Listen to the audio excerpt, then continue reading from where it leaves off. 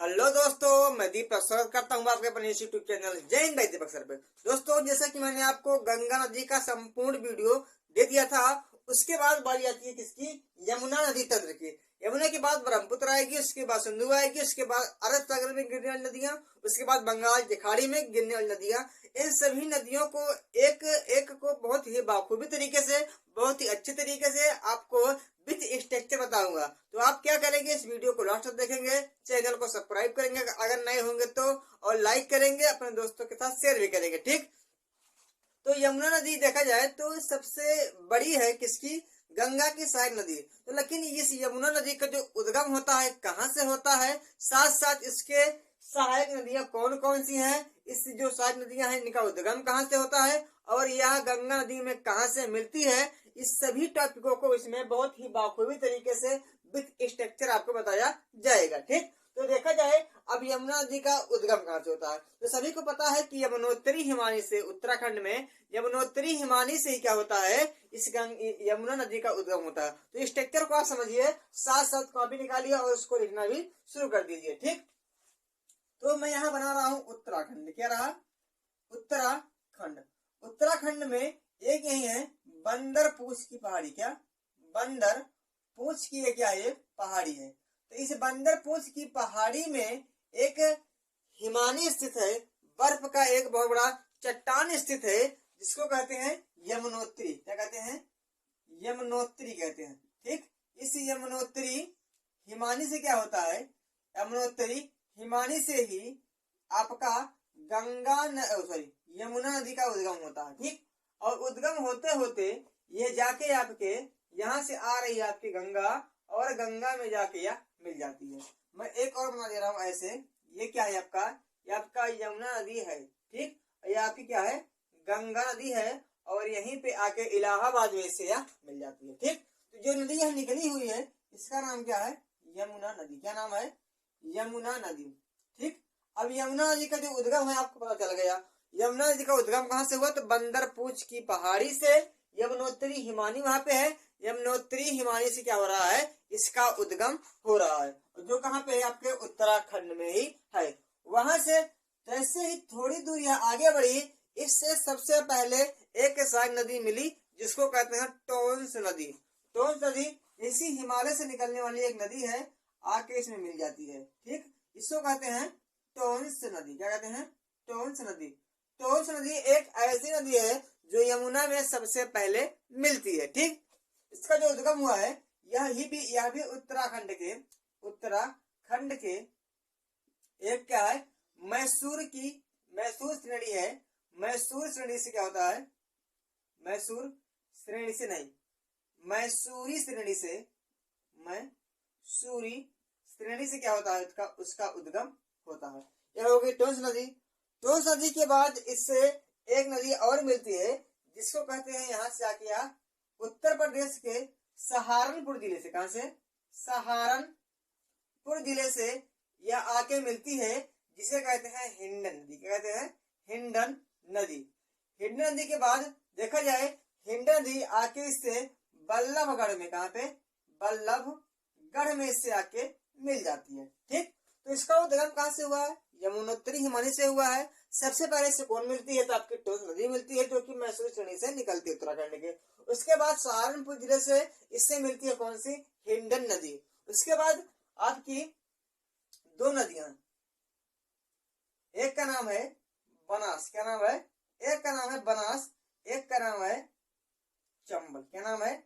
चंबल। ये दो नदियां निकली कहां से? तो मध्य प्रदेश में बहुत ही फेमस है जाना पाव की पहाड़ी। जाना पाव की पहाड़ी। इस जाना पाव की पहाड़ी से दो नदी, एक का नाम है बनास नदी, एक का नाम है चंबल नदी। ये दोनों निकली, और जैसे थोड़ी दूर आगे बढ़ी यहाँ पे, ये आके आपस में मिल गई।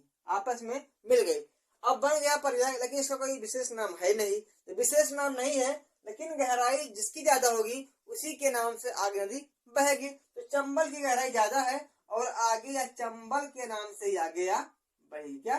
चंबल नदी के नाम से ही आगे या बही। और उत्तर प्रदेश के इटावा के पास आके यमुना नदी से मिल गई। उसके बाद थोड़ी दूर में एक नदी आई जिसको कहते हैं काली सिंध। क्या कहते हैं? काली सिंध नदी। काली सिंध नदी जो है ये भी क्या है?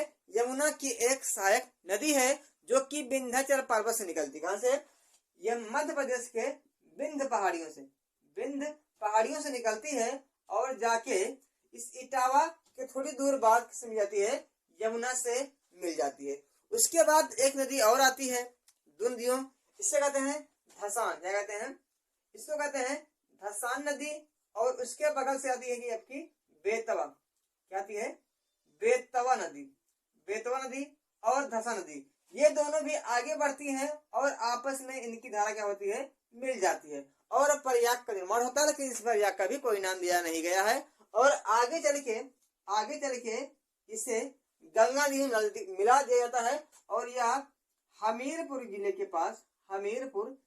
पास क्या होता है? यह मिलती है किससे? आके यमुना से मिल जाती है और आगे जब बहती है तो यह बेतवा के नाम से ही आगे बहती है। निकली कहां से है? तो यह भी आपके विंध्य पर्वत से निकली है। कहां से? आपके ये भी आपके विंध्य पर्वत से निकली है।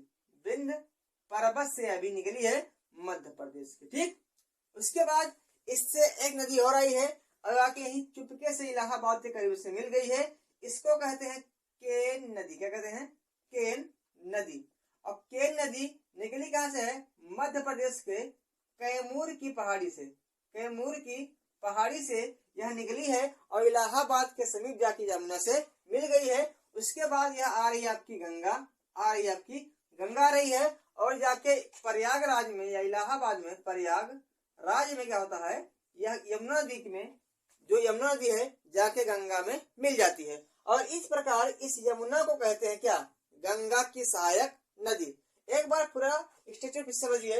ये उत्तराखंड के बंदरपुछ पहाड़ी है। उस बंदरपुछ पहाड़ी में एक क्या है? बहुत बड़ा हिमानी है जिसको कहते हैं यमुनोत्री हिमानी। यहाँ से निकलती है आपकी यमुना जैसे ही पहाड़ों से आगे बढ़ी एक नदी आके इससे मिल गई जिससे कहते हैं टोंस नदी। ऐसे उत्तराखंड में पहाड़ों पर ही मिली है जो कि उत्तराखंड के मैसूर में से निकली है। उसके बाद जैसे थोड़ी आगे बढ़ी सहारनपुर जिले से एक नदी आई जिसको कहते हैं हिंड नदी और यह बल्लभगढ़ के पास किससे मिल गई? यमुना से मिल गई। ये सब क्या है? ये सब है थोड़ा बाएं तरफ से मिलने वाली नदियां। अब दाहिने तरफ से जो नदी मिलेगी वह है आपकी चंबल देखा जाए दो नदियों का समूह है जो कि मध्य प्रदेश के जानापा पहाड़ी से निकलती है। एक का नाम है बनास, एक का नाम है चंबल। और आगे चंबल नदी के नाम से जाके इटावा में किससे मिल जाती है? यमुना नदी से मिल जाती है। उसके बाद देखा जाए एक नदी है काली सिंध। ये भी बार पूछा गया है कि काली सिंध किसकी सहायक नदी है?